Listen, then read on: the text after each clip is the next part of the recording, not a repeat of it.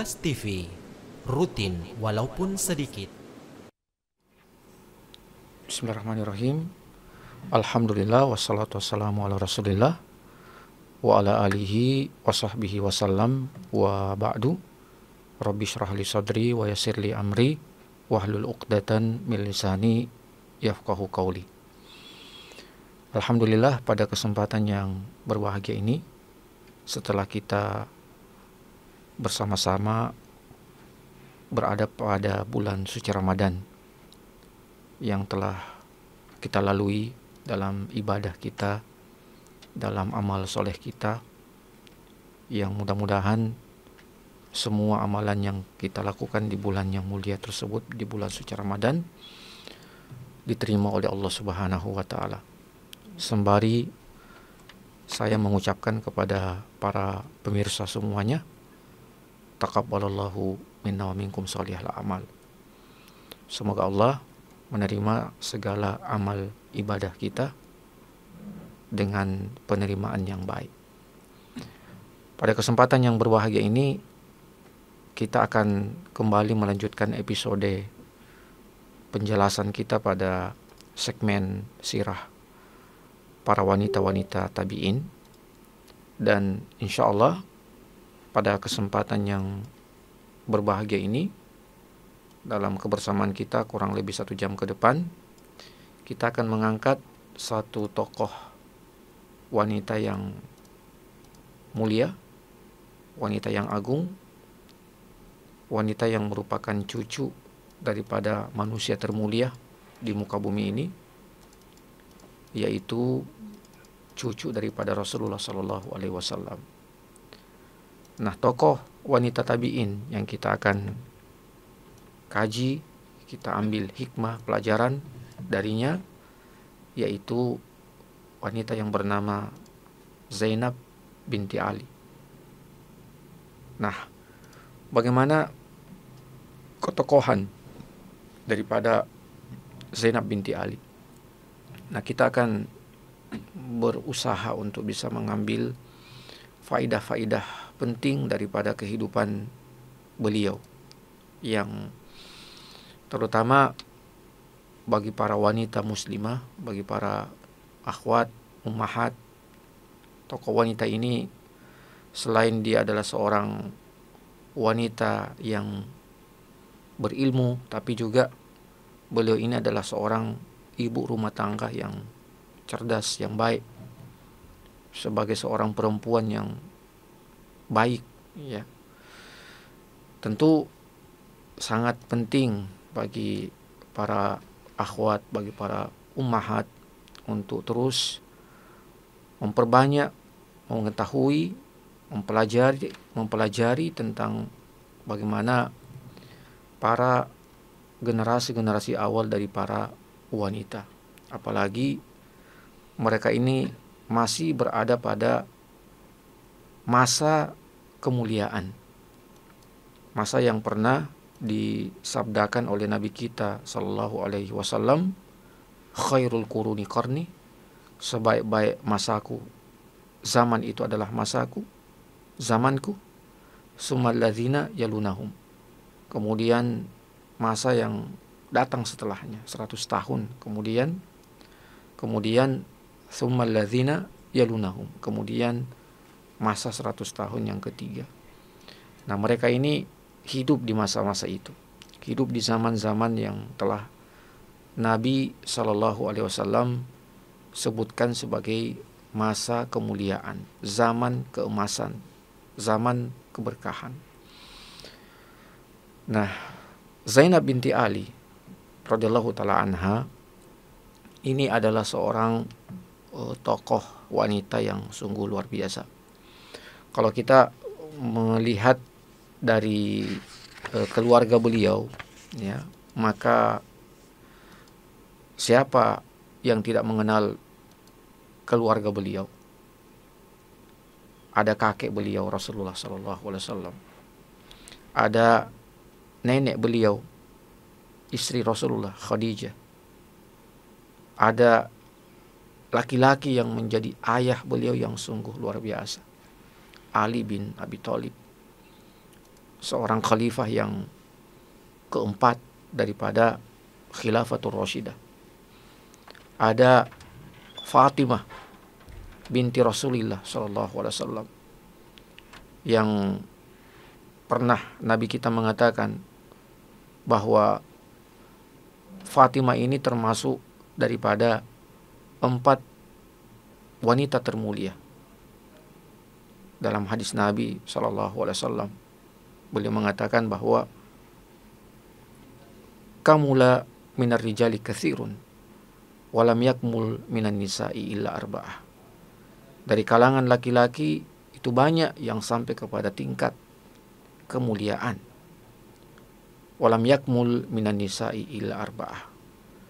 Dan dari kalangan wanita itu ada 4. Nabi kemudian menyebutkan satu persatu dari kalangan wanita yang termulia itu.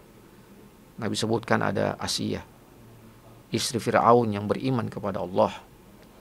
Ada Maryam, ibu daripada Nabi Isa alaihissalam. Ada Khadijah yang merupakan istri Rasulullah sallallahu alaihi wasallam, dan ada Fatimah yang merupakan anak daripada Rasulullah sallallahu alaihi wasallam. Lalu yang kelima, Nabi menyebutkan tentang Aisyah.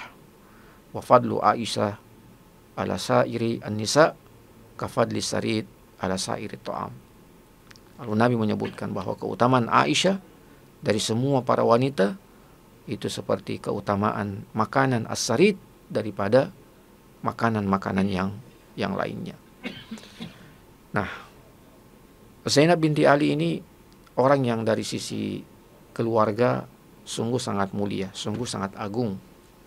Bahkan keberadaan keluarga yang mulia, keberadaan keluarga yang baik-baik ini adalah sesuatu yang sangat-sangat dianjurkan. Bagaimana tidak, perkara-perkara yang penting dalam kehidupan seseorang itu ada kaitannya dengan kekeluargaan. Ada kaitannya, ada hubungannya dengan keluarga. Ya, saya ambil contoh misalnya dalam masalah bagaimana seseorang ingin memilih pasangan hidupnya. Nabi memberikan sebuah cara, Nabi memberikan sebuah petunjuk. Lihat dari bagaimana keluarganya, lihat dari bagaimana kerabatnya. Itu Nabi sallallahu alaihi wasallam sebutkan. Ketika Nabi menyebutkan tentang sifat daripada orang yang ingin dinikahi oleh seorang pria misalnya. Nabi pernah mengatakan bahwa tungkahul almar'ah li arba'ah. Wanita itu dinikahi karena 4 perkara. Nah, salah satunya itu adalah linasabiha. Bagaimana nasabnya, bagaimana kerabat-kerabatnya, bagaimana keluarga-keluarganya. Itu sangat penting. Ya, Nabi menyebutkan tentang bagaimana maliha, ya, bagaimana hartanya, kemudian bagaimana jamaliha, kecantikannya, kemudian bagaimana nasabiha, nasabnya, dan Nabi menyebutkan yang keempat, bagaimana agamanya, bagaimana diniha. Nah, keluarga itu masuk dalam kriteria untuk seseorang itu memilih calon pasangan hidupnya. Jadi keluarga itu sangat penting. Ketika seseorang memiliki keluarga yang baik, memiliki kerabat yang baik, itu tanda-tanda kebaikan yang ada pada orang tersebut. Nah, kalau kebaikan yang ada pada Zainab binti Ali ini sungguh luar biasa. Maka beruntunglah orang yang kemudian menjadi suami daripada Zainab ini. Siapa yang akan menjadi suami daripada Zainab? Sebentar kita akan lihat. Siapa laki-laki yang begitu sangat berbahagia mendampingi seorang Zainab binti Ali. Kita mulai dari kelahiran beliau. Setelah tadi kita menyebutkan tentang bagaimana nasab beliau, keluarga beliau, tentu tidak lagi perlu kita pertanyakan, ya. Bahkan ada saudara kandung beliau, ya, ada Hasan, ya, ada Husain. Ini kan semua menandakan tentang bagaimana kemuliaan daripada Zainab ini. Nah, tentang kelahiran beliau lahir itu tepatnya pada tahun ke-5 Hijriah. Ya. Dan beliau lahir di rumah yang penuh dengan kemuliaan. Ya, di tempat yang penuh dengan kemuliaan. Ya. Betapa tidak dari rumah itulah cahaya Islam ya kemudian menyebar ke segala penjuru ya muka bumi ini. Ya, dari rumah itulah lahir ya sosok-sosok pemimpin-pemimpin umat Islam dari rumah tersebut. Ya, termasuk dari rumah itu lahirlah ya para wanita-wanita yang akan melahirkan generasi-generasi gemilang daripada umat ini. Nah, beliau lahir pada tahun ke-5 setelah hijrah Rasulullah Sallallahu Alaihi Wasallam. Ya, dan ini juga ya memberikan sebuah pukulan yang sangat berat kepada orang-orang musyrik, kepada orang-orang Yahudi, ya, ketika mereka ya mendengar kelahiran demi kelahiran ya daripada anak-anak kaum muslimin. Ya, dan memang keberadaan umat Islam yang banyak, keberadaan umat Islam yang lahir ya dari satu waktu ke waktu yang lain, dari satu periode ke periode yang lain, dari satu masa ke masa yang lain, itu sungguh merupakan sebuah anugerah yang besar yang Allah berikan. Ya, makanya Nabi itu sangat berbangga, Nabi itu sangat kagum ya dengan umatnya yang banyak. Ya, bahkan dalam sebuah riwayat Nabi memberikan petunjuk ketika seseorang ingin menikah itu mencari pasangan yang bisa memberikan keturunan yang banyak. Tazawwaju al-wadud al-walud. Ya, nikahilah wanita yang al-walud ya, yang bisa memberikan banyak keturunan, dan al-wadud yang penyayang. Ya, kenapa? Karena Nabi sangat berbangga. Ya, Nabi sangat senang dengan umatnya yang banyak. Dan memang kita tidak bisa pungkiri ya bahwa keberadaan jumlah yang banyak itu sangat mempengaruhi bagaimana perkembangan dakwah Islamiyah. Bagaimana perkembangan penyebaran Islam. Itu dengan apa? Dengan jumlah yang banyak. Ya, ketika jumlah kita banyak, ya, itu sangat besar pengaruhnya kepada apa? Kepada besar tidaknya, kuat lemahnya pengaruh dakwah. Ya, besar tidaknya penyebaran dakwah. Dengan apa? Dengan jumlah umat Islam yang banyak, dengan jumlah generasi yang banyak. Tentu, ya, kita tidak bisa terlepas daripada bagaimana juga menguatkan apa? Menguatkan kualitas mereka. Ya, selain kuantitas yang kita kejar, ya, yaitu dengan memperbanyak anak keturunan, dengan memperbanyak generasi, ya, tetapi yang namanya kualitas harus juga kita utamakan, harus juga kita prioritaskan. Ya, sekalipun kalau kita perhatikan di zaman awal-awal Islam, memang umat Islam sedikit, tetapi memiliki kualitas yang sungguh luar biasa. Ya, saya ambil contoh misalnya dalam Perang Badar. Perang Badar umat Islam jumlahnya cuma sekitar 300 lebih, ya, 314, 315. Sementara pasukan kafir itu ada sekitar 1000-an. Tetapi umat Islam dengan jumlah yang sedikit tetapi punya kualitas yang luar biasa. Nah, hari ini kita butuh selain kualitas yang kuat, kita juga butuh kuantitas. Ya, kita juga butuh apa? Butuh juga yang namanya jumlah yang banyak. Ya, dan tentunya tidak akan bisa jumlah ini bertambah ya menjadi banyak kalau kita tidak memiliki wanita-wanita yang mujahidah. Kita tidak memiliki wanita-wanita yang siap untuk membawa panji kemenangan Islam. Nah, Jadi beliau lahir tahun 5 Hijriah, pasca hijrahnya Rasulullah SAW. Dari mana? Dari kota Mekah menuju kota Madinah. Kelahiran yang berada dari sebuah tempat yang penuh kemuliaan, maka lahirlah juga generasi kemuliaan. Ya. Jadi barang siapa yang menanam ya tanaman yang baik, maka pasti akan menghasilkan tanaman yang baik pula. Ya. Nah, ini ya kelahiran beliau. Nah, kemudian dalam perjalanan kehidupan Zainab binti Ali, ya ini sungguh luar biasa.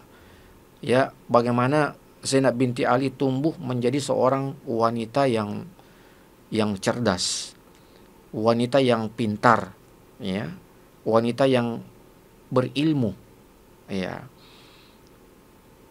Masya Allah, bagaimana guru-guru beliau, ya. Guru-guru beliau itu adalah manusia pilihan Allah. Ya. Guru pertama beliau tentunya adalah ibu beliau, Fatimah binti Rasulullah Sallallahu Alaihi Wasallam. Bagaimana Fatimah? Beliau tentu tidak kita ragukan lagi tentang keilmuan beliau.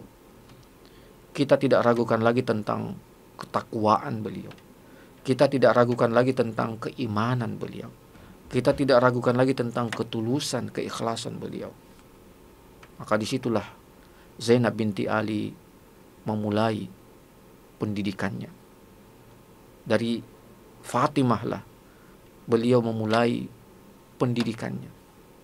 Dan sungguh luar biasa. Sungguh beruntung bagi anak yang memiliki orang tua, ayah dan ibu yang memiliki ilmu pengetahuan, yang cerdas, yang beriman, yang bertakwa.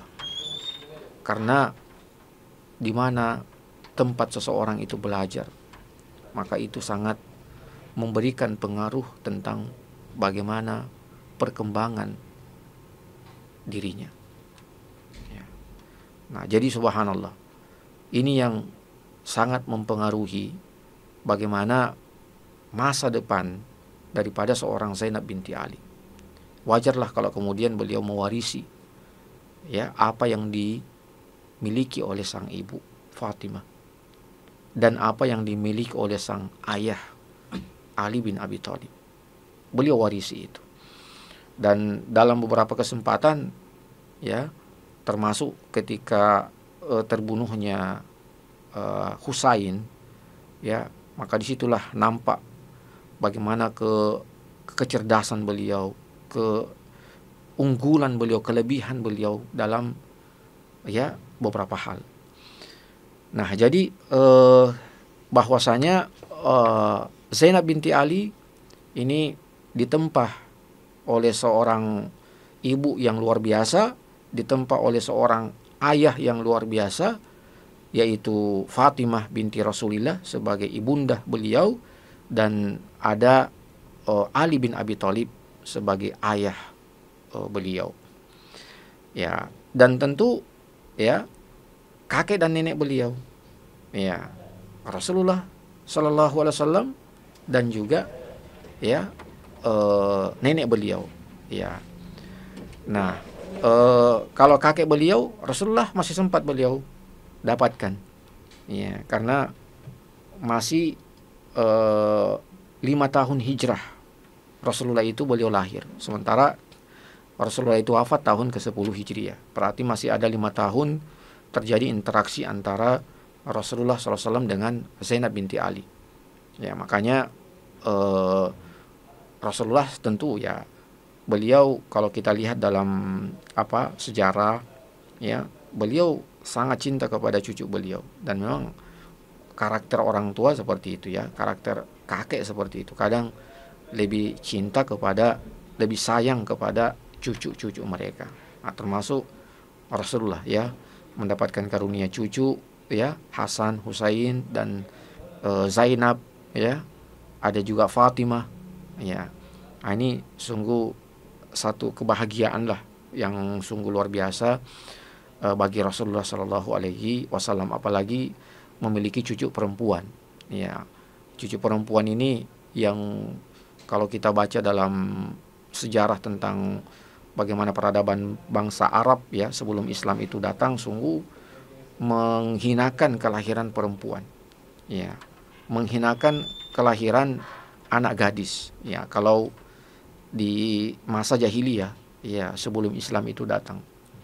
Ya, makanya datang Islam kemudian merubah semua konsep hidup seperti itu. Ya, memberikan penghormatan kepada seorang wanita, memberikan pemuliaan kepada seorang wanita. Ya, bahkan derajat mereka diangkat. Ya, derajat wanita, derajat perempuan itu diangkat setelah Islam itu datang. Ya, memberikan keadilan. Ya, memberikan kesamaan. Ya, setelah Islam itu datang. Bahkan kalau kita simak tentang sejarah bagaimana wanita diperlakukan sebelum Islam itu, ya mungkin kita kaget. Saya ambil contoh misalnya di masa jahiliyah, perempuan ketika ingin dinikahi, ya maka dia seperti jual beli, ya seperti jual beli.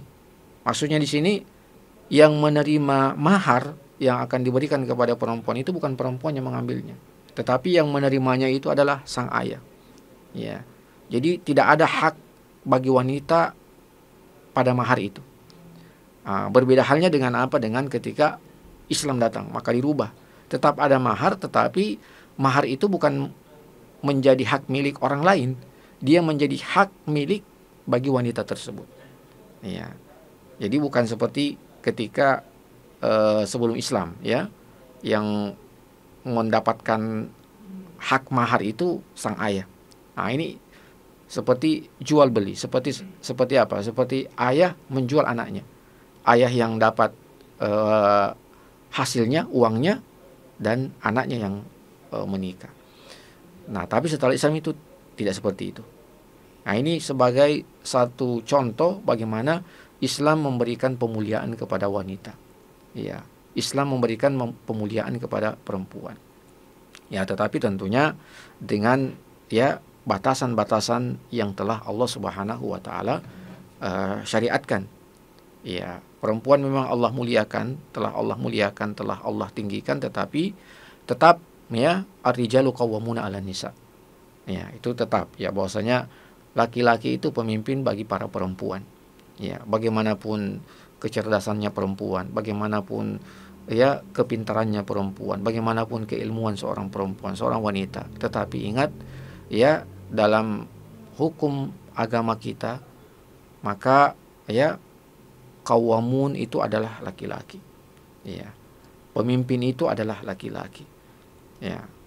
Perempuan ya tetap kodrat mereka telah Allah tinggikan, telah Allah muliakan, tetapi ya banyak hal-hal yang mereka tetap dibatasi oleh batasan-batasan syariat. Ya, misalnya dalam masalah persaksian, satu orang laki-laki sebanding dengan dua orang perempuan persaksian. Ya, sama juga dengan masalah salat ya berjamaah misalnya. Ya, yang memimpin salat berjamaah kalau laki-laki dengan perempuan, laki-laki yang memimpin. Tidak boleh ya ada seorang perempuan memimpin salat berjamaah dan makmumnya itu adalah laki-laki. Tadi jadi seperti itu ya.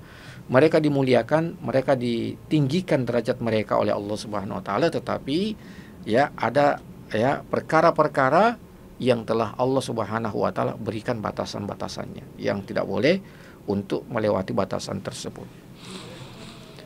Nah, jadi seperti itu. Ya, Zainab binti Ali hidup berkembang menjadi seorang tumbuh menjadi seorang wanita yang luar biasa ya dengan penempaan dari kedua orang tua beliau, ada Fatimah ya, kemudian ada Ali bin Abi Thalib dan juga tentunya keluarga-keluarga beliau. Ya, dan memang yang sangat indah dari kehidupan generasi awal kita ya, itu ya mereka subhanallah tidak bakhil dengan ilmu mereka. Ya, mereka ketika ingin mengajarkan ilmu kepada orang lain, mendidik kepada pendidikan kepada orang lain, itu betul-betul apa ya, dengan niat ikhlas semata-mata karena Allah, dengan niat ya ikhlas untuk perjuangan Islam, dengan niat ikhlas untuk kemuliaan Islam. Makanya lahirlah di situ generasi-generasi yang gemilang. Ya, dan ini yang perlu untuk kita contoh. Ya, hal ini perlu untuk kita contoh. Bahwasanya ya ketika kita menjadi tenaga pendidik, tenaga pengajar, ya mari kita selalu melahirkan apa? Keikhlasan. Mari kita ya senantiasa menghadirkan pada diri kita bahwa apa yang kita kerjakan ini adalah untuk melahirkan generasi-generasi gemilang, untuk melahirkan generasi-generasi emas. Untuk apa? Untuk melanjutkan perjuangan Islam. Ya, itu yang harus selalu terpatri dalam kehidupan kita. Ya, bahwa dengan niat yang tulus, dengan niat yang ikhlas, ya, untuk pendidikan generasi, untuk melahirkan generasi yang akan datang setelah kita, itu sangat ditentukan dengan bagaimana kualitas keikhlasan kita, kualitas ketulusan kita dalam mendidik mereka. Nah, lahirlah generasi-generasi seperti ini. Ya, dengan pendidikan yang dipenuhi dengan ketulusan, keikhlasan dari orang tua, dari tenaga pendidik, tenaga pengajar, maka muncullah generasi-generasi seperti ini.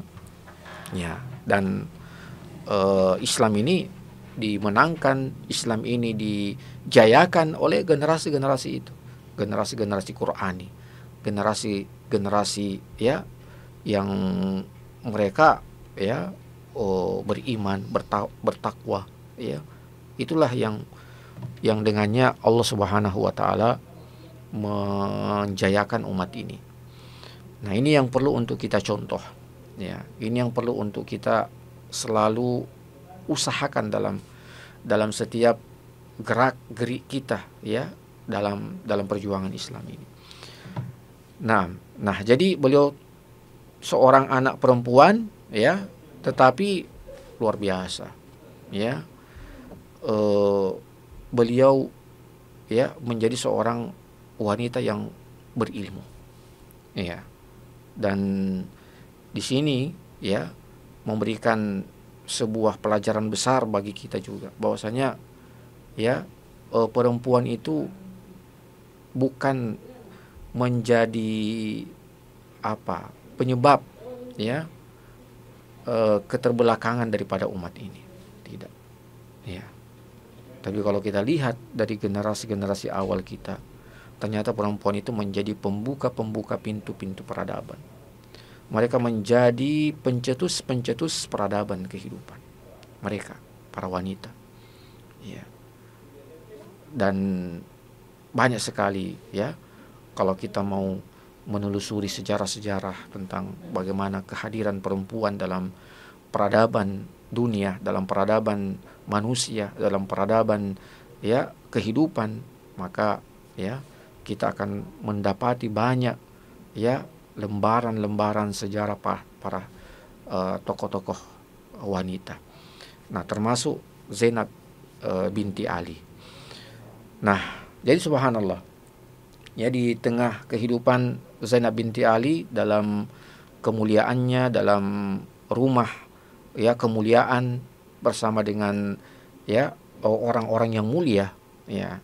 Jadi ketika kita hidup dengan orang-orang yang mulia, hidup di tempat-tempat yang mulia, maka itu sungguh luar biasa, ya.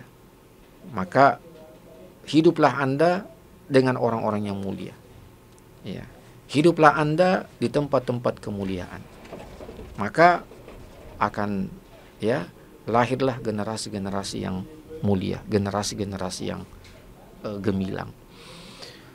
Nah, kemudian dalam pertumbuhan dan dalam kehidupan Zainab binti Ali, sampai kemudian pada kesempatan di mana beliau memasuki kehidupan yang baru, ya. Jadi setelah beliau menjadi seorang wanita yang tumbuh ya dalam keilmuan, dalam rumah kenabian, ya, maka sang ayah kemudian harus ya menjadikan Zainab ini sebagai seorang ibu, ya. Zainab ini menjadi seorang ya wanita yang ya akan menjadi penerus untuk generasi yang selanjutnya. Dan itulah keberhasilan bagi seorang ayah, ya, ketika dia mampu mendidik anak perempuannya menjadi anak yang soleha, ya, kemudian mengajarkan anak tersebut menjadi anak yang punya adab, punya akhlak, bahkan sampai kemudian dia nikahkan, ya. Jadi kata Nabi kita SAW dalam sebuah hadis beliau, ya, bahwasanya man ala salah sabanatin, barang siapa yang Allah karuniakan kepadanya 3 anak perempuan, ya, kemudian ahsana ilaihinna, kemudian dia berperilaku yang baik kepada anak-anak itu, kemudian wa'addabahunna, kemudian mengajarkan adab akhlak yang baik kepada mereka, kemudian wazawwajahunna, dan orang tuanya itu sampai menikahkannya, maka apa yang kata Nabi kita SAW, falahul jannah, maka baginya adalah surga, ya. Dan itu memang impian semua orang tua, ya, bisa melihat anak-anaknya dia nikahkan, apalagi anak perempuan. Menjaga anak perempuan menjadi anak yang soleha itu bukanlah sesuatu yang mudah, ya, bukanlah sesuatu yang mudah. Sehingga untuk anak perempuan itu secara khusus Nabi kita SAW memberikan kemuliaan, ya. Jadi tidak disebutkan anak laki-laki, ya. Yang disebutkan itu anak perempuan di situ, ya. Nabi mengatakan, saya ulangi dalam hadisnya itu, man ala salah sabanatin. Dalam riwayat yang lain 2 perempuan, ya. Kalau dalam hadis ini barang siapa yang punya 3 anak perempuan, ya, kemudian ahsana ilaihinna, berperilaku kepada mereka dengan baik, ya. Artinya tidak memukul mereka, tidak ya mencaci mereka, tidak ya membentak mereka. Nah, itu kan ya berbuat ihsan, ya. Karena ihsan itu kan dia derajat yang paling tertinggi daripada derajat keislaman seseorang. Ya, kalau kita baca dalam hadis tentang Jibril, ya, hadis Jibril, ya. Itu kan Jibril datang kepada Rasulullah bertanya tentang apa? Bertanya tentang Islam dulu. Ya. Setelah Islam ditanyakan oleh Jibril kepada Rasulullah, Jibril bertanya tentang iman, ya. Level kedua, derajat kedua. Nah, nanti yang paling terakhir itu adalah ihsan. Ya. Ihsan itu kalau dalam hadis itu, ya, Anda melihat Allah, ya. Ya. Jadi betul-betul, ya, seperti Anda merasakan Anda itu dilihat oleh Allah Subhanahu wa taala. Ya, jadi itu derajat ihsan, ya. Ya, makanya dalam hadis-hadis tentang misalnya menyembelih, fa idza zabahta fa ahsin az-zabha. Ya, kalau Anda menyembelih maka berbuat baiklah dalam menyembelih itu. Maksudnya apa di sini? Ya, dengan dengan cara yang baik ketika menyembelih, tidak menzolimi hewan, ya. Dengan parang atau dengan senjata yang baik ketika ingin menyembelih, bukan dengan senjata yang tumpul, dengan senjata yang menyakiti, tapi dengan senjata yang yang baik. Itulah ihsan di situ. Nah, jadi kenapa, ya, hadisnya itu wa ahsana ilaihinna. Nah, ada kata-kata ihsan di situ. Ya. Jadi orang tua itu ketika mendidik anak itu, ya, diupayakan, ya, dengan cara yang ihsan. Ya. Nah, ihsan tadi itu tidak mengandung keburukan di dalamnya. Ya. Ihsan itu tidak mengandung kemudaratan di dalamnya. Ihsan itu tidak mengandung kerusakan di dalamnya. Ya. Jadi ini tantangan bagi kita orang tua, ya. Tantangan bagi kita orang tua bagaimana kita bertingkah laku, bagaimana kita berperilaku kepada anak-anak kita, terutama anak perempuan. Ya, dengan apa? Dengan cara yang ihsan, dengan cara yang ihsan, ya, dengan cara yang baik. Ya. Ya, jadi wa ahsana ilaihinna. Ya, kemudian Nabi mengatakan wa addabahunna. Ya. Jadi memberikan pelajaran-pelajaran adab akhlak yang baik. Ya. Adab bagaimana sebagai seorang perempuan, ya. Adab antara dia dengan manusia, ya. Adab antara dia dengan orang tua, adab antara dia dengan Rabb, dengan Allah Subhanahu wa taala. Ya, adab antara dia dengan alam sekitarnya, ya. Adab antara dia dengan manusia, ya. Jadi itu yang kita ajarkan kepada mereka. Kemudian yang ketiga, ya, wazawwajahunna, ya, sampai bisa menikahkannya. Jadi kalau ada seorang ayah mampu melakukan 3 hal ini untuk 3 anak perempuannya atau untuk 2 anak perempuannya, maka Nabi menjaminkan untuknya apa? Surga. Walahul jannah. Ya. Tapi bukan berarti kalau punya anak laki-laki, ya, tidak mendapatkan kemuliaan. Ada kemuliaan tentunya, ya, kalau anak laki-laki. Ya, tapi secara khusus dalam hadis tersebut memang yang Nabi sebutkannya itu anak perempuan. Mari kita mengejar pahala, ya, mengejar surga dari keberadaan anak perempuan kita. Ya, jangan jadikan anak perempuan itu menjadi jembatan kita dimurkai oleh Allah, menjadi jembatan kita diazab oleh Allah Subhanahu wa taala. Jadi jadikanlah keberadaan anak perempuan itu sebagai apa? Sebagai jembatan untuk kita meraih kemuliaan di dunia dan kemuliaan tentunya di akhirat. Ya, karena memang kalau sudah rusak perempuan, maka rusaklah masyarakat itu. Ya.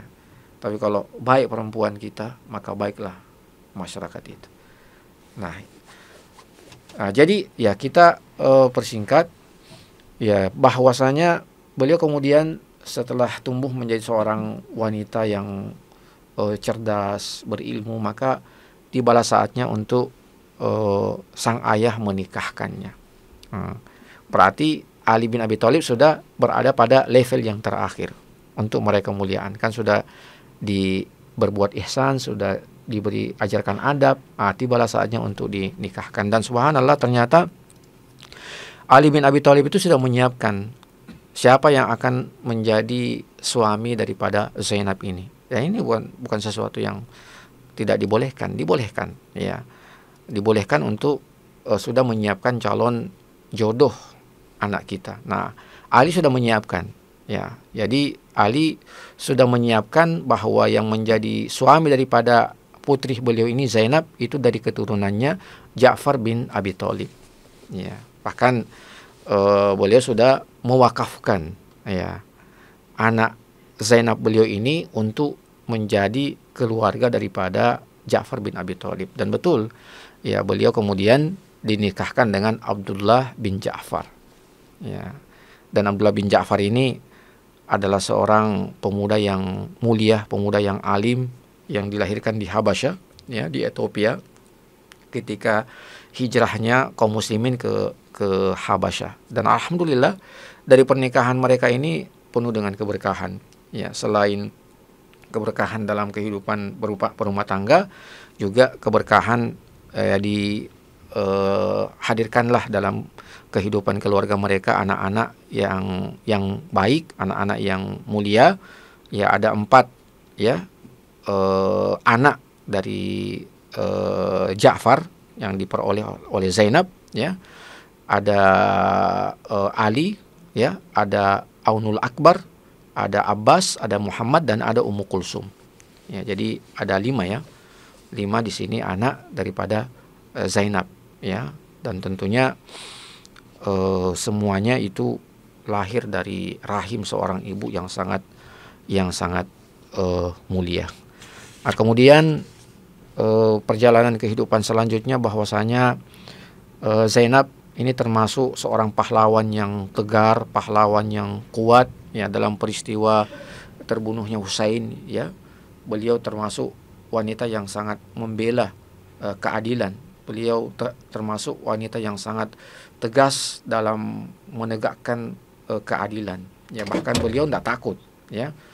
Beliau tidak takut dengan khalifah yang ada ketika itu, yaitu Yazid bin Muawiyah ya, sampai beliau tegas ya menyampaikan kebenaran kepada Yazid bin Muawiyah, dan itulah sebabnya beliau mendapatkan penghormatan yang luar biasa dari seorang Yazid bin Muawiyah ya, sampai dipulangkan ke kota Madinah dengan pengawalan yang luar biasa yang diberikan oleh Yazid bin Muawiyah atas keberanian yang ada pada diri Zainab binti Ali. Dan ada hal yang sangat indah bahwasanya ketika Zainab binti Ali itu diantar oleh sekelompok pengawal yang telah diperintahkan oleh Yazid bin Muawiyah, itu setibanya mereka di kota Madinah, subhanallah, ini keluhurannya Zainab ya. Jadi Zainab tidak ingin para pengawal-pengawal itu pulang tanpa mendapatkan hadiah dari mereka. Maka beliau ambil kalungnya dan beliau hadiahkan kepada ya para pengawal-pengawal yang mengawal mereka dari Damaskus menuju kota Madinah. Ini sebagai perbuatan melakukan ihsan kepada mereka yang telah mengawal mereka untuk bisa selamat aman dalam perjalanan dari kota Damaskus menuju kota Madinah.